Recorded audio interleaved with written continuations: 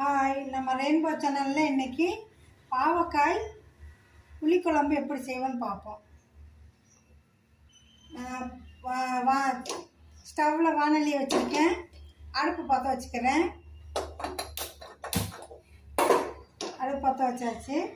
இப்போ நம்ம அடுப்பு வானொலி சூடாத வரைக்கும் என்னென்ன ஜாமான் வேணும் அப்படின்னு பார்த்துக்குறோம்.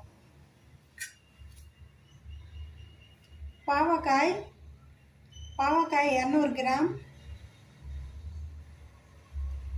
தக்காளி ஒரு தக்காளி, உருளைக்கிழங்கு ஒரு சின்ன கிழங்கு, கொஞ்சோண்டு வெங்காயம் என்கிட்ட இல்லை, அதனால் கொஞ்சோண்டு வெங்காயம் எடுத்திருக்கேன். தாளிக்கிறக்காண்டி வெங்காயம், வெள்ளைப்பூடு, கருவேப்பிலை,